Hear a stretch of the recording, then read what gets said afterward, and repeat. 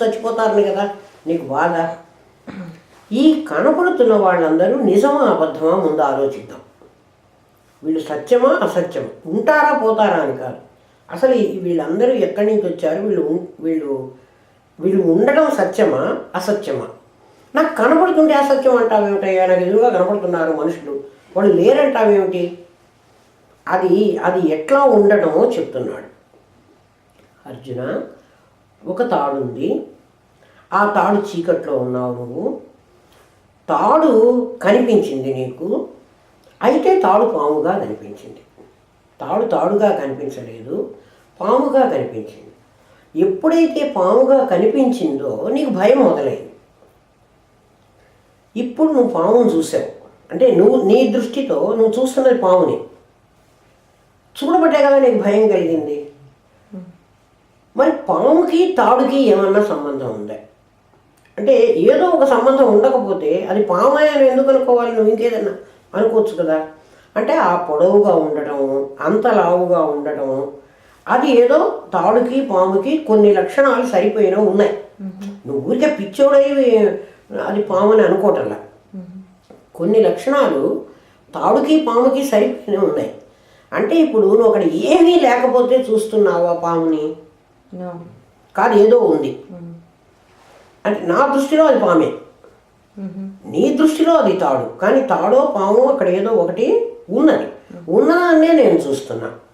అర్జునుడి చూపి కృష్ణుడి మాట ఏమిటంటే నువ్వు చూసిన పాము సర్వాత్మన లేదు, నేను చెప్పే తాడు సర్వాత్మన ఉన్నది. అంటే ముందు తాడుంది, ఇప్పుడు తాడుంది, రేపు తాడు ఉంటుంది. తాడు ఎప్పుడు ఉంటుంది, పాము ఎప్పుడు ఉండదు. నువ్వు చూస్తున్నప్పుడు కూడా పాము లేదు, నువ్వు చూసావు. ఇప్పుడు అర్జునుడు అడుగుతున్నది ఏమిటి, నేను చూస్తున్నాను వాళ్ళని.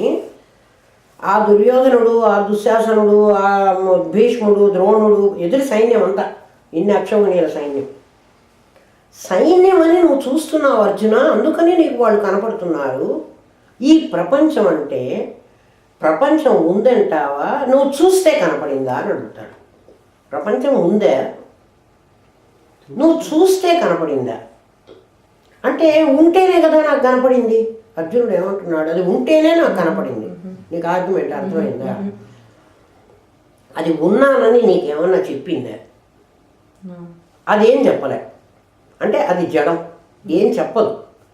అది అక్కడ ఉంది. పాము నేను కరుస్తాను అని నీకు చెప్పిందే, మరి నువ్వెందుకు భయపడ్డావు? పాము ఏం చెప్పలే. అట్లా ఈ జగత్తు నీకు నన్ను ప్రేమించని కానీ, నన్ను ద్వేషించని కానీ, అంటే రాగద్వేషాలు, నన్ను సంపాదించుకో, డబ్బు ఉంది, డబ్బు ఎప్పుడైనా నన్ను తీసుకో, నీ దగ్గర పెట్టుకో అని డబ్బు నిన్ను అడిగిందా? ఎట్లయినా నువ్వు మోసం చేసో, చంపో, ఎవరినన్నా కొట్టో, డబ్బంతా సేకరించి నువ్వు బ్యాంకులో దాచుకో అని డబ్బు నీతో ఏమన్నా చెప్పిందా? చెప్పలే. అంటే ఈ ప్రపంచం నీకేమీ చెప్పడం లేదు. నువ్వు ప్రపంచంలోకి వెళ్ళి, అంటే నువ్వు చూస్తే కనపడుతోంది. నువ్వు చూస్తే ఎందుకు కనపడుతోంది అంటే నీ కళ్ళు అనేటువంటి ఒక దానిలో నుంచి, ఈ కన్ను అనేది ఒక హోల్ లాగా అనుకో, కాసేపు ఒక కన్నంలాగా. ఈ కన్నం ఎటువంటిది అంటే సినిమా హాల్లో వెనక ఒక తెర పెడతాడు. సినిమా హాల్లో వెనక ఒక స్మాల్ హోల్ లాగా ఒక హోల్ ఉంటుంది, దాని వెనక ఒక రీల్ పెడతాడు. కరెక్ట్. ఫిలిం, ఆ ఫిలిం వెనక ఒక ఆర్క్ బల్బ్ ఉంటుంది. ఆ బల్బు ఫిలిం మీద పడుతుంది. ఆ ఫిలిం ఈ హోల్లో నుంచి బయటకు వచ్చి తెర మీద పడుతుంది, పెద్ద తెర మీద. ఇప్పుడు ఇందులో నుంచి వచ్చిన ఫిల్మ్లో నుంచి వచ్చిన ఆర్క్ బల్బ్ ఫోకస్ అది ఎట్లా వస్తుందంటే ముందు నీకు ఈ ఫిల్మ్ ఎంత ఉందో అంతే కనపడుతుంది కదా. అంటే ఫిల్మ్ కాదు, నీకు హోల్ ఎంత ఉందో అందులో నుంచే లైట్ వస్తుంది. కానీ ఆ లైట్ వస్తూ వస్తూ ఇట్లా వచ్చి ఇట్లా అయిపోతుంది, అంటే పెద్దదిగా అయిపోతుంది. మరి లైట్ ఇంతే ఉండాలి కదా, అట్లా ఉండటం లేదు కదా, అది పెద్దగా అయిపోతుంది. ఎంత పెద్దగా అవుతుంది అంటే తెర అంత పెద్దగా అవుతుంది. నీకు అర్థమైంది? ఆ తెరంత అయి ఆ వెనక ఫిల్మ్లో ఏదైతే ఉందో ఆ ఫిల్మ్ ఇంతే ఉంటుంది. ఆ ఫిల్మ్లో ఏదైతే ఉందో అది మొత్తం 70 mm తెర మీద పడుతున్నది. 70 mm తెర మీద పడి ఏమైంది అంటే నీకు నిజమైన మనుషుల్లాగా వాళ్ళు కదులుతున్నారు, మాట్లాడుతున్నారు, పెదిమని కూడా కదిలిస్తున్నారు. ఇప్పుడు నువ్వు సినిమా చూస్తున్నప్పుడు నీకేమనిపిస్తోంది? వాళ్ళు నిజంగా మనుషులు అనిపిస్తోంది.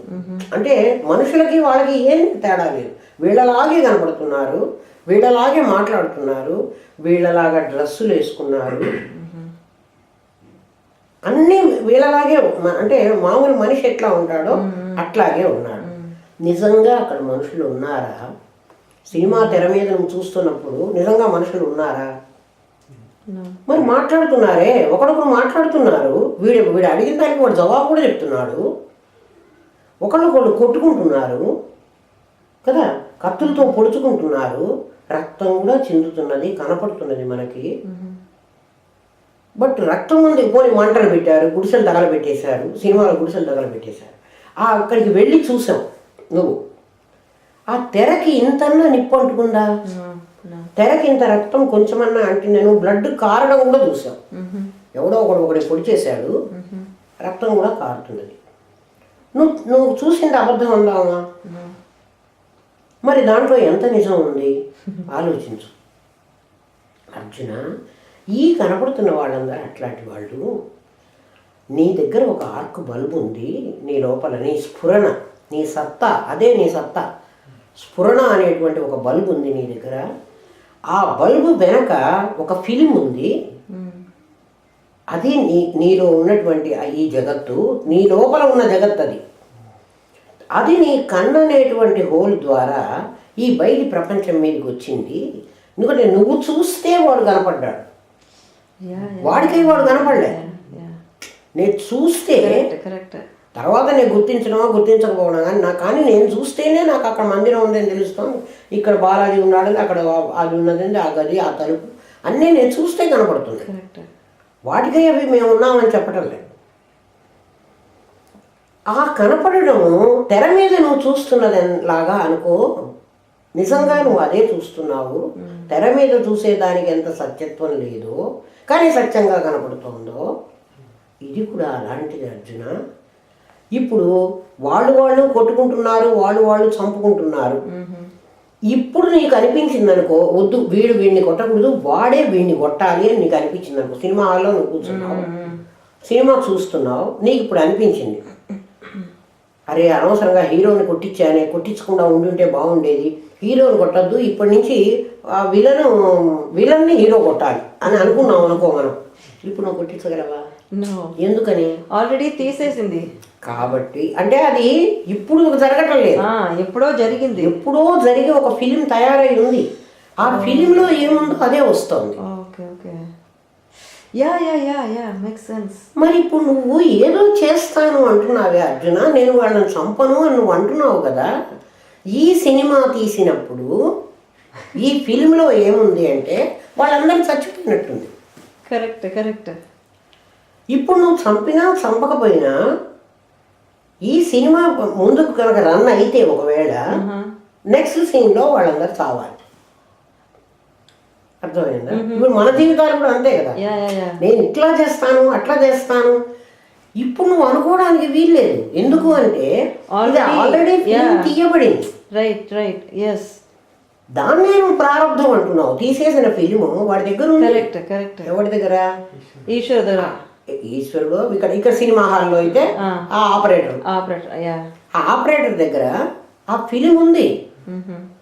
వాడి దగ్గర వెనక ఆర్క్ బల్బు కనుక లేదనుకో, అది కనపడదు. బల్బు లేదనుకో, ఫిలిం ఉన్నా కూడా ఏం అది ప్రొజెక్ట్ అవ్వదు. కాబట్టి నువ్వు లేకపోతే ఫిలిం ఉన్నా కూడా ఏం లాభం లేదు. నువ్వు అంటే ఎవరు? సత్తా స్ఫురణ. నీ జ్ఞానమే ఇక్కడ లైట్. నీ జ్ఞానమే చూస్తోంది. లేకపోతే నువ్వు జ్ఞానం లేకుండా నిద్రపోతున్నావు అనుకో, నీ జ్ఞానం ప్యాసివ్ అయ్యి ఉంది. అప్పుడు నీ మీద పాము పడ్డా కూడా నీకు తెలియదు. అక్కడ దొంగవాడు దోచుకుపోతున్నా కూడా నీకు తెలియదు. ఎందుకని? నీ హోల్లో నుంచి నువ్వు చూడలే. సినిమా హాల్లో ఉన్న హోల్ మూసేశాం. అక్కడ ఫిలిం ఉంది, అక్కడ ఆర్క్ బల్బ్ ఉంది, కానీ ఏం లాభం లేదు, తెర మీద బొమ్మ పడదు. ఇప్పుడు ఈ నిన్న 5 చెప్పాడు నీకు, ఇవాళ చెప్తున్నది ఏమిటంటే నిన్న వాటిల్లో బీజస్యాంతరివ అంకురో అన్నప్పుడు బీజం లోపల నుంచి వచ్చింది. అంటే అది యాక్చువల్గా వచ్చింది. నువ్వు కావాలంటే చూడొచ్చు. ఒక గింజ నానబెట్టి ఆ గింజని బయటికి రప్పిస్తే దాంట్లో ముందు అంకురం వస్తుంది, ఆ తర్వాత చిన్న చిన్నగా 2 ఆకులు వస్తాయి, ఆ తర్వాత మధ్యలో నుంచి ఒక తీగ కాడ వస్తుంది. ఇవి నువ్వు చూడవచ్చు. ఇది సత్యం. నీకెక్కడ ఇది సత్యం అన్నటువంటి భ్రాంతి కలుగుతుందోనని నెక్స్ట్ శ్లోకంలో ఈ మాట చెబుతున్నాడు. ఈ కనపడుతున్నది, ఇది కనపడుతూనే ఉంది, ఇది నిజం కాదు. సినిమా తెర కనపడుతూనే ఉంది, నిజం కాదు. ఆ వేసే క్యారెక్టర్లు కూడా సినిమాలో మనం చూసాము. రావణాసురుడు పాత్ర ఎన్టీ రామారావు వేశాడు, కాసేపు అనుకుందాం, అదే అరుణ్ గోవిల్ వేశాడు రాముడి పాత్ర వేశాడు అనుకో. ఇప్పుడు అరుణ్ గోవిల్ నీ పక్కన కూర్చుని వాడు కూడా ఆ సినిమాని చూడవచ్చు. కరెక్ట్. ఎందుకని అక్కడున్న వాడు నిజంగా వాడు కాదు. ఒకప్పుడు యాక్ట్ చేసి వాడు వచ్చి ఇక్కడ నీతో పాటు కూర్చొని చూస్తున్నాడు. కరెక్ట్. ఆ యాక్ట్ చేస్తున్నటువంటి మనుషులు కూడా వాళ్ళు వేరే వాళ్ళు వ్యవహారం ఇట్లా చేస్తున్నారు. అంటే నేను ఎన్టీ రామారావుని వాడికి తెలుసు, నేను ఇప్పుడు రాముడి పాత్ర వేశాను అని కూడా తెలుసు. ఎందుకని వాడు ఇప్పుడు సీత లేదని రావణాసుడితో యుద్ధం చేసి సీతను తీసుకుని వచ్చాడు అనుకో, అది వాడి భార్య కదా. ఎక్కడ ఆ సినిమా, ఆ నాటకంలో, ఆ సినిమాలో వాడి భార్య. నువ్వు నా భార్యవి కదా, రా నా వెంట వెళదాము అని అంటే ఈ సీత వస్తుందా? సీత క్యారెక్టర్ వేసిన అమ్మాయి రాదు వాడితో. నీకు నాకు సంబంధం లేదు పో అంటుంది. మరి అక్కడ ఇందా నుంచి అట్లా అన్నావు కదా, నువ్వు లేక నేను లేను, నేను లేక నువ్వు లేవని ఇందా నుంచి మనం మాట్లాడుకుని పాటలు పాడుతున్నారు కదా వీళ్ళిద్దరు. ఆ పాడుతున్నప్పుడు కూడా వాడు కాదని వాడికి తెలుసు. కరెక్ట్. ఈ ప్రపంచం అట్లాంటిది అర్జున. నువ్వు యుద్ధం చేస్తున్నప్పుడు కూడా నువ్వు కాదని నువ్వు తెలుసుకో. ఆ భీష్ముడు కాదు, ఆ ద్రోణుడు కాదు. మరి వాళ్ళు ఎవరు? వాళ్ళు సచ్చిదానంద స్వరూపమైన ఇలాంటి పరమాత్మలే. ఆ పరమాత్మ అక్కడ ఆవేశం వేసుకున్నాడు, ఈ పరమాత్మ ఇక్కడ ఈ అర్జునుడు వేషం వేసుకున్నాడు. ఈ వేషం వేసుకున్నవాడు యుద్ధం చెయ్యాలి. గెలవడం ఎవడు గెలుస్తాడో తెలియదు, యుద్ధం అంటూ చెయ్యాలి. అంటే ఫైటింగ్ కూడా ఉంది కదా మరి సినిమాలో. ఫైట్ చెయ్యాలి. ఫైట్ చేస్తే ఎవడు గెలుస్తాడో మనకందరికీ తెలిసిన లెక్క ప్రకారం అయితే మొట్టమొదటేమో హీరో బాధపడాలి, అంతా విలన్ గెలవాలి, చివరిలో విలన్ చచ్చిపోవాలి కదా, హీరో గెలవాలి. అది సినిమా కదా. ఎవడు గెలిస్తే వాడిని హీరో అనుకుంటున్నాం, ఎవడు చచ్చిపోతే అంటే ముందు వాడు గెలవాలి, వీడు గెలవకూడదు. నాటకం అట్లా రాశారు. కాబట్టి ఈ సినిమాలో ఇప్పటి వరకు అర్జున, ఇప్పటి వరకు ఏం జరిగింది? ధర్మరాజు ఓడిపోతూ వచ్చాడు. జూదంలో ఓడిపోని దుర్యోధనుడే రాజ్యం చేస్తూ వచ్చాడు కదా. జూదంలో ఓడిపోయినాడు, అడవులకు పోయినాడు, కష్టాలు పడ్డాడు. ఇవన్నీ ధర్మరాజు వాళ్ళు కష్టపడ్డారు. ఇప్పుడు యుద్ధం జరుగుతుంది. ఈ యుద్ధం జరిగితే నెక్స్ట్ ఏం కావాలి? వీడు గెలవాలి కదా. ఇక నీకు చెప్పేదే ఉంది. నేను యుద్ధం చెయ్యను అని ఎందుకు అంటున్నావు? ఇప్పుడు చేసేది తీరాలి.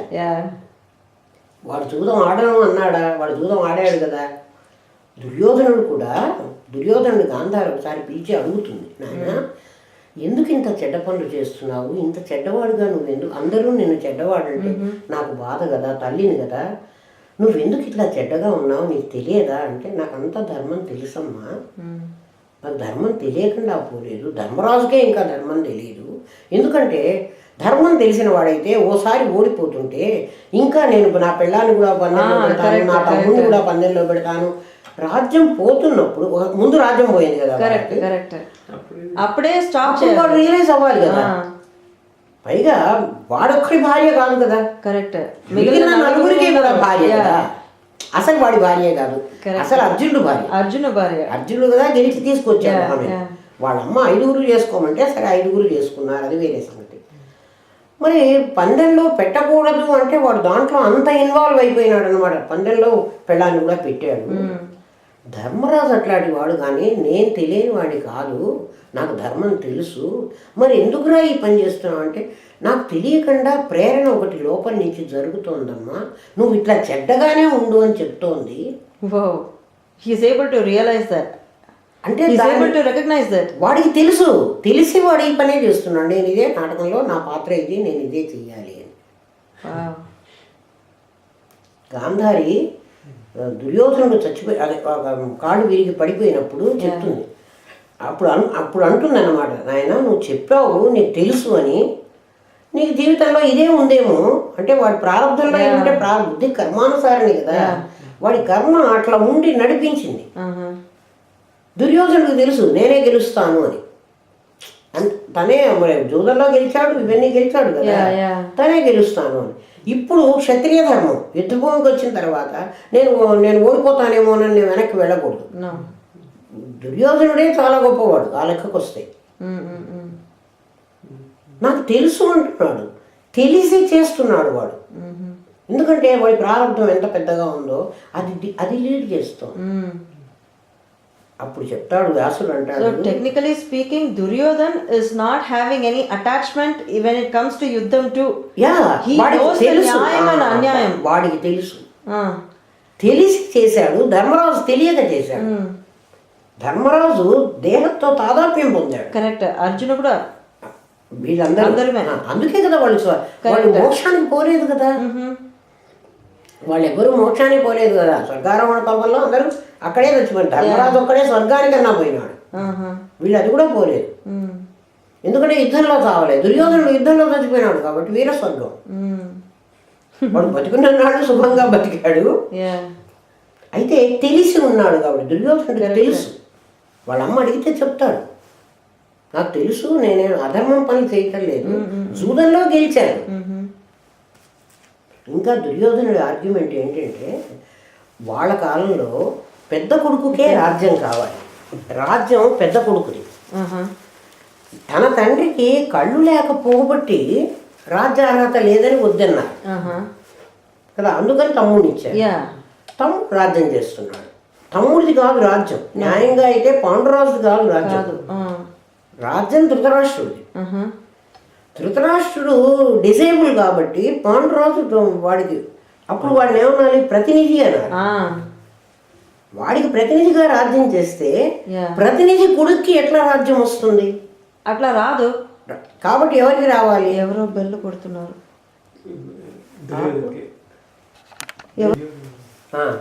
దుర్యోధనుడు తెలుసు దుర్యోధనుడికి, కానీ కర్మవశాత్తు ఆ కర్మ అటే నడిపించింది, వాడిని అట్లాగే నడిపించింది. అందుకని వాడు అట్లాగే నడిచాడు. ధర్మరాజుకు తెలియదు ధర్మం అంటే నిజంగా ఇది ధర్మం కాదు కదా. కాదు. తన భార్యని, తన పిల్ల, తన తమ్ముళ్ళని పందెంలో పెట్టి ఓడిపోవడం కదా. పైగా ధర్మరాజు రాజసూయ యాగం చేసినప్పటికీ తమ్ముళ్ళే 4 దిక్కులకి వెళ్ళి అందరినీ జయించి తీసుకొచ్చి సంపద ధర్మరాజుకి ఇచ్చారు. ధర్మరాజు యుద్ధమేం చేయలేదు కదా. ఇప్పుడు మనం అది కాదు, వాళ్ళకి ఎదురు ఉన్న వాళ్ళకి భీష్ముడు అని ధర్మరాజు అని నువ్వు అంటున్నావే, వాళ్ళు ఆ క్యారెక్టర్ వేసిన వాళ్ళని వాళ్ళకి తెలుసు. భీష్ముడికి తెలుసు. భీష్ముడు ఎట్లా తెలుసు అంటే, మరి దుర్యోధన వైపు ఎందుకున్నాడు భీష్ముడు? భీష్ముడు ధర్మం తెలిసిన వాడైతే, నేను పాండవుల వైపు పోతున్నానరా, మీ ఇష్టం, మీరు ఏమన్నా చేసుకోండి అంటే దుర్యోధనుడు యుద్ధం చేస్తుండేనా? చెయ్యడు. అంటే భీష్ముడికి తెలుసు. So technically speaking whatever they are doing, మనం నాటకం వేస్తున్నాము, ఇదంతా దేహం తెచ్చుకున్న కర్మ ప్రకారం దేహం నడుస్తుంది, నేను వేరు అని భీష్ముడికి తెలుసు, ద్రోణుడికి తెలుసు. వీళ్ళందరూ తెలిసిన వాళ్ళు, తెలిసి డ్రామా వేస్తున్న వాళ్ళు. అంటే మన నాటకాల్లో నిజం వాడు క్యారెక్టర్ వేరు, వాడు వేరు కదా. అట్లా వాళ్ళు కూడా వాడు వేరు వీడు వేరు అని తెలుసు, వీళ్ళకే తెలియదు. వీళ్ళకి ఇప్పుడు అర్జునుడు కృష్ణుడు చెప్పాల్సి వస్తుంది. అర్థమైంది? వాళ్ళు కనపడుతున్నప్పటికీ నీ లోపల ఉన్నది. ఇప్పుడు వాడు భీష్ముడు నాకు తాత అని, ద్రోణుడు నాకు గురువు అని, వీడు నాకు తండ్రి అని, వీడు నాకు మా చుట్టాలు అని ఎవరు అంటున్నారు ఈ మాటలు? అర్జునుడు అంటున్నాడు. అంటే అర్జునుడి లోపల ఉన్న ఫిలింలో అవి ఉన్నాయి, వీళ్ళంతా నా వాళ్ళు అన్న భావం. అది వీడి కంటి నుంచి బయటికి వెళ్ళి ఎదుట స్క్రీన్ మీద ఇప్పుడు కనపడుతున్నది. ఇప్పుడు ఆ స్క్రీన్ మీద సత్యమా అసత్యమా? అసత్యం. సత్యంగా కనబడుతోంది, అసత్యం. అసత్యం అంటే నిజం కాదు.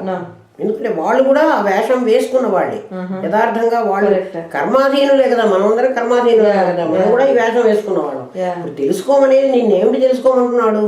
ఈ వేషంలో నువ్వు తాదాత్మ్యం చెందవాకు. నువ్వు వేరే, ఇది వేషం వేసుకున్నటువంటిది వేరే. వేషానికి ఈ కథ అంతా ఇప్పుడు జరుగుతున్న కథ అంతా కూడా వేషంది, నీదిగా. అరుణ్ గోవిల్ నేను రాముడైపోయినాను అనుకుంటాడా?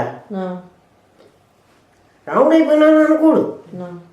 వాడు సెట్ మీద నుంచి కిందికి దిగొచ్చి వాడు డ్రింకు చేస్తాడు, వాడు సిగరెట్ తాగుతాడు. మరి రాముడు మరి తాగకూడదు కదా. సెట్ మీద ఉన్న కాసేపే నువ్వు నువ్వు ఫలానా పేరు గలవాడివి, ఈ పేరు గలవాడివి కాదు. నువ్వు ఆలోచించు, నువ్వు వేరే ఉన్నావు. అర్జున, నీకు కనపడుతున్నది సత్యం అంటున్నావా? నువ్వు చూస్తే అది కనపడుతోంది కానీ దానికై అది కనపడటం లేదు.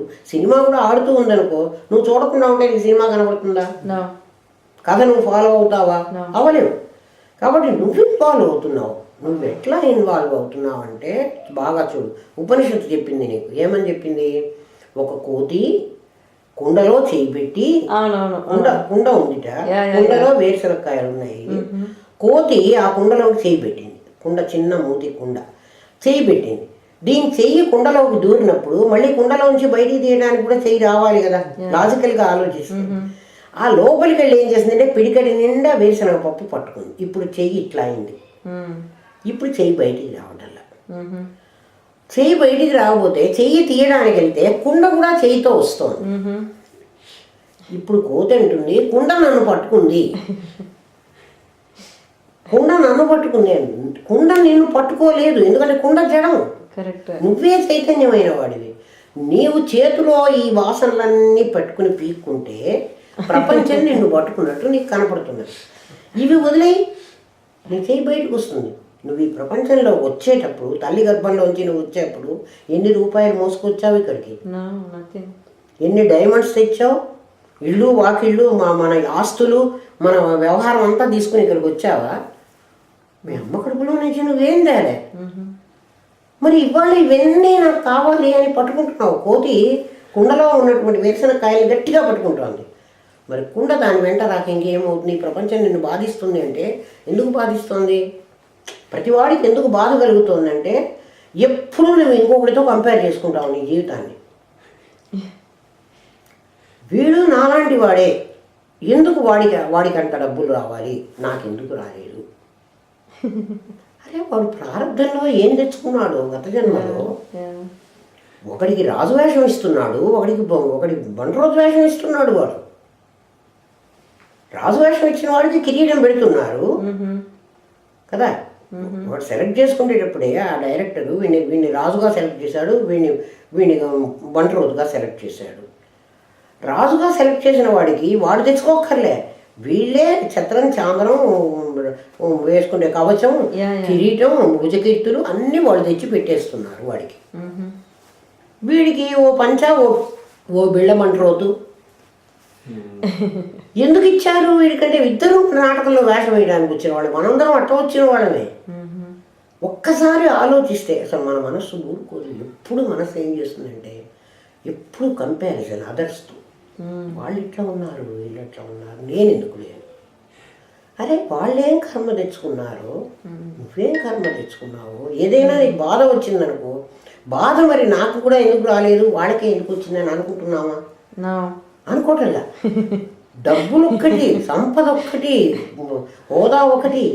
ఈ హోదా కానీ ఈ సంపద కానీ ఇవేవి మనకు కూడా రావనే విషయం నీకు తెలిస్తే, సెట్ మీద నుంచి వెళ్ళేటప్పుడు, సెట్ మీద నుంచి మనం నాటకం వేసాము, సెట్ మీద నుంచి బయటికి పోతున్నాం, పోయేటప్పుడు ఈ వేషం అంతా నేను తీసుకుపోతానంటే వాడు పోనిస్తాడా? వాడు ఏ భుజకీర్తులు, ఏ కిరీటాలు తెచ్చాడో అవన్నీ ఇక్కడ వదిలేసి నువ్వు మాత్రం వెళ్ళాడు. ఇప్పుడు ఈ ప్రపంచంలోకి మనం ఇవన్నీ మనం వేసుకొచ్చుకున్న వేషాలు, మన శరీరమే, దాన్ని ఇక్కడ వదిలేసి మనం వెళ్ళమంటున్నాడు. మనం చావుకు భయపడుతున్నామే. కొంచెం ఆలోచించమంటాడు. విచారణ అంటే అదే, కొంచెం ఆలోచించు అర్జున. నా అసతో విద్యతే భావో, నా అభావో విద్యతే సత. నువ్వు ఆలోచించు అర్జున. అసత్, ఈ ప్రపంచం అసత్ అంటామా లేదంటామా? ఉనికి కనపడుతున్నది నీకు. నా విద్యతే, పోని ఇది ఉంది అందామా అంటే ఉంటే యథార్థంగా స్థిరంగా ఉండటం లేదు. ఇది సత్తా, ఇది అసత్తా. నా అసతో ఇది అసత్తా, సత్తా సత్తులాగా కనపడుతోంది అంటే నాకు ఎదురుగా కనపడుతుంటే అది లేదు అని నేను ఎట్లా అనమంటావు? పోనీ ఉన్నది అందామంటే మీరు చెప్పే మాటలు బట్టి ఇది ఉన్నదానిలాగా నాకు అనిపించటం లేదు. ఎందుకని? కలైనా ఉండటం లేదు. అటువంటి దానికి వ్యావహారిక సత్తా అని పేరు పెట్టింది శాస్త్రం. వ్యవహారంలో అంటే నాటకంలో ఉన్నంతసేపు ఈ సత్యం, నాటకం దాటితే ఇది సత్యం కాదు. అంటే ఈ ప్రపంచంలో నువ్వు మెలుగుతున్నంతసేపు ఇది సత్యమని, తర్వాత ఈ సత్యం అన్నప్పుడు కూడా నువ్వు వేరుగా ఉండి ఈ సత్యాన్ని చూడాలి. నువ్వు అందులో కలిసిపోకూడదు. నువ్వు అందులో కలిసిపోయి నిన్ను నాటకంలో కాసేపు ఆ అమ్మాయిని ప్రేమించరా అంటే నేను నిజంగా ప్రేమించేశాను అంటే అది తంతుంది. పైగా దేవుడి పెళ్ళాము అది నాటకంలో పెళ్లిగాని పిల్లలాగా వేయడానికి వచ్చింది. నువ్వు మరి నేను ప్రేమించేశాను అంటే అది చెల్లదు. అందుకని అక్కడ ప్రేమిస్తున్నట్టుగా ఉన్నప్పుడు కూడా నువ్వు ప్రేమించడం లేదు అని నీకు తెలుసుకో. దానికి ఏం చెబుతున్నా అంటే అర్జున, ఎండమావులు ఉన్నాయి. ఎండమావులు అంటే విరాజ్. ఎండమావులు ఉన్నాయి. సూర్యరశ్మి తప్ప ఇంకో పదార్థమే అందులో లేదు. ఇప్పుడు నీ కంట్లో నుంచి ఆ సినిమా ఆర్క్ బల్బు లైటు ఆ చిన్న హోల్లో నుంచి ఇలా ఫోకస్ చేసుకుని పోయి ఎట్లా పెద్దదిగా అయిందో, సూర్యకిరణం ఒక్క కిరణం ఆ పైన ఆకాశంలో డ్రాప్స్ పడుతూ ఉంటాయి. వర్షం బిందువు, మనకి ఇంకా పెద్ద వాన లేదు కానీ చిన్న చిన్న నీటి బిందువులు అవి పట్టకంలాగా పడతాయి, ప్రిజం లాగా. కావాలంటే చూసుకోమంటా, మా గురుదేవులు మాకు నీళ్ళల్లో ఇట్లా చెయ్యద్ది ఇట్లా పెట్టి చూపించారు. ఇక్కడి నుంచి డ్రాప్స్ పడుతూ ఉంటాయి చూడు. ఆ డ్రాప్ పడేటప్పుడు ఇక్కడ ప్రిజం లాగా ఉంటుంది, ఇక్కడ రౌండ్గా ఉంటుంది. చుక్క పడేటప్పుడు ఈ షేప్లో వస్తుంది. అటువంటి దాని మీద అదే ట్రిపీజియం, దాని మీద ఏకవాలుగా 45 degreesలో కనుక సూర్యకిరణం పడితే అది రిఫ్లెక్ట్ అవుతుంది. అది నీకు ఇంద్రధనస్సు కనిపిస్తుంది. అక్కడ సూర్యకిరణాలు పడుతున్నాయి ఆ నీళ్ల మీద, అక్కడ బిందువులు ఉన్నాయి, వాటి మీద పడుతున్నాయి. పడి నీకు కిరణాలు కనిపిస్తున్నాయి. ఇక్కడి నుంచి అవి కనిపిస్తున్నాయి కదా, అందులో అన్ని వెబ్జిఆర్ రంగులన్నీ ఉన్నాయి. ఇక్కడి నుంచి నీకు హెలికాప్టర్ ఇస్తాను, అక్కడికి పోయి అందులో ఒక రంగు పట్టుకురా అంటే నువ్వు పట్టుకురాగలవా? ఎందుకు పట్టుకురాలేవు? అవి కనపడుతున్నాయి కదా, కనపడుతున్నాయి, వెళ్ళి తీసుకురాపో అని నేను అన్నాను అనుకో. That's not true, that's not real. మరి కనపడుతున్నది కదా. ఇప్పుడు అర్జునుడు కనపడుతున్నారు వాళ్ళు నాకు అంటున్నావు కదా, నాకు ఎదురుగా కనపడుతున్నారు. ఎవరు? ఆ భీష్ముడు, ఆ ద్రోణుడు, వాళ్ళంతా కనపడుతున్నారు అని అంటున్నావు కదా. వాడు సత్యం అంటున్నావు కదా. నాకు ఆ ఇంద్రధనస్సులో రంగులు కూడా కనపడుతున్నాయి, పో తీసుకురాపో, నీకు హెలికాప్టర్ ఇస్తా. రాగలవా? మరి అవి కనపడలేదంటావా? అవి సత్యం కాదంటావా? ఆలోచించు. సత్యమా అసత్యమా? అసత్యం. కనపడుతున్నా సత్యం కాదు. ఎందుకు అంటే అది వ్యావహారిక సత్తా. దానికే వ్యావహారిక సత్తా అని వేదాంత భాషలో ఆభాస అని పెట్టారు. కనపడతాయి కానీ నిజంగా అవి ఉన్నవి కావు. ఎండమావుల్లో నీళ్ళలాగా ఎవడైనా ఎండమావుల్లో నీళ్లు తాగుతున్నాను అంటే శాస్త్రం చెప్తుంది, ఈ ఎండమావుల్లో స్నానం చేసి ఒకడు స్నానం చేశాట ఎండమావుల్లో. శశవిషాణాన్ని కొమ్ము అవి ధరించి, శశవిషాణం అంటే కుందేటి కొమ్ము, కుందేలు కొమ్ము ఉండదు, కుందేలుకు కొమ్ము ఉండదు. కుందేటి కొమ్ము సాధించవచ్చు అంటే లేని దాన్ని నువ్వు ఎట సాధిస్తావు? ఒకడట వీటిల్లో స్నానం చేశాట, ఎండమావుల్లో స్నానం చేశాట, అంటే నీళ్ళే లేవు కానీ స్నానం చేశాడు.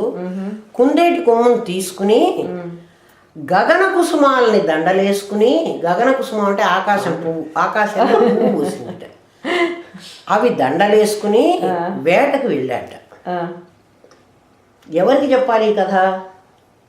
చిన్నపిల్లకి. వాళ్ళు ఏమనుకుంటారంటే, అవును ఒక రాజకుమారుడు వాడు ఎవరో స్నానం చేశాడు, వాడు అక్కడి నుంచి ఈ కుందేటి కొమ్ము, అది కుందేటి కొమ్ము లేదని దానికి తెలియదు కదా, ఆ కుందేటి కొమ్ముని విల్లంబులుగా చేసుకుని గగన కుసుమాలను దండలేసుకుని వాడు నిజంగా వెళ్ళాడు అని ఒక దాన్ని క్రియేట్ చేసుకుంటుంది. నిజం తెలిసిన వాడికి ఇవన్నీ అబద్ధాలు చెబుతున్నారు. ఎందుకంటే కుందేటి కొమ్ము ఉండదు, ఎండమావుల్లో స్నానం చేయడానికి వీల్లేదు, వాడు గగనకు సుమాలు పువ్వులు కట్టుకుని దండలు వేసుకోవడానికి వీల్లేదు. ఈ ప్రపంచం అట్లాంటిది అన్నది శాస్త్రం.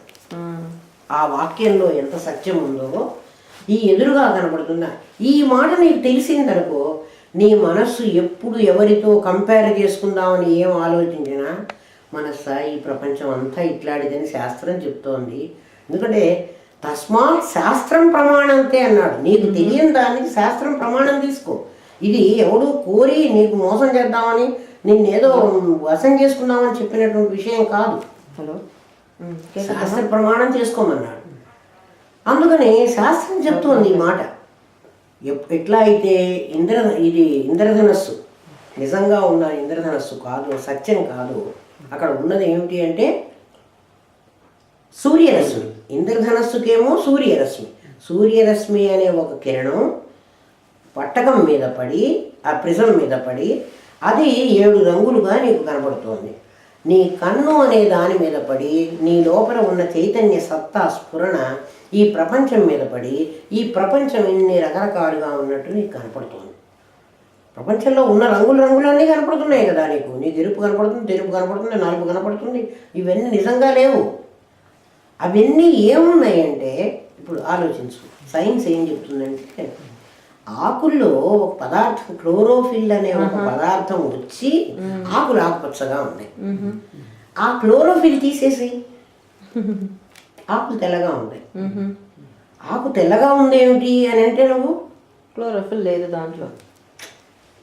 ఆ క్లోరోఫిల్ ఉండడం వల్ల అది ఆకుపచ్చగా ఉంది, కానీ ఆ ఆకుపచ్చదనం ఆకుదే. No no no, from the chlorophyll. ఆ క్లోరోఫిల్ది ఆ ఆకుపచ్చదనం. అట్లా ఈ ప్రపంచంలో నీకు అన్నీ కనపడేవన్నీ కూడా తీసేస్తే ఒరిజినల్ నువ్వే అవుతావు. కరెక్ట్. నువ్వు ఆలోచించు. నీకు అసలు ఏ రంగు లేదు, ఏ రుచి లేదు, ఏ రూపము లేదు. రంగు, రుచి, రూపం అన్నీ కూడా ఈ 5 భూతాల వల్లే వచ్చాయి. లేకపోతే నీకు అసలు ఏమీ లేవు. ఎందుకంటే నువ్వు నిరాకారం కదా. నీకు ఆకారం ఏది? నీ ఆకారాన్ని ఇక్కడ అన్నమయ కోశం మీద వేసి, నేను పొడవు, నేను పొట్టి, నేను లావు, నేను సన్నము, నేను అందము, ఇవన్నీ వేసుకుంటున్నావు. ప్రాణకోశం మీద వేసి నాకు ఆకలింది, నాకు దప్పికైంది అన్నావు. తప్తాయ పిండవతిది అంటే కాలిన ఇనపగుండి ఎట్లాగైతే దాని గుణాలు 2 దీని గుణాలు 2 వేసుకుంటుందో, అట్లా ఈ అన్నమయ కోశానికి చావటం పుట్టడం దీని ధర్మం. నీ ఆత్మధర్మం దీని మీద వేశావు. వేసి అంటున్నావు, నేను పొడవుగా ఉన్నాను, నేను పొట్టిగా ఉన్నాను, నేను అందంగా లేను, నేను దురదృష్టవంతుణ్ణి, రాదు నేను అదృష్టవంతుణ్ణి. 2 సేమే. అదృష్టము దురదృష్టము 2 కూడా నీ ప్రీవియస్ కర్మ. వాటి ఫలితం అనుభవిస్తున్నావు. అక్కడ పుణ్యకర్మ ఉంటే ఇక్కడ అదృష్టంగా వస్తుంది, అక్కడ పాపకర్మ ఉంటే ఇక్కడ దురదృష్టంగా వస్తుంది. నువ్వు ఆలోచించు. ఒక్కొక్క దాంతో తాదాత్మ్యం చెందుతున్నావు. పోనీ నిన్ను ఆయన ఇదొక్కటి కాదు, ఇదొక్కటి వదిలేసుకో అనడానికి లేదు.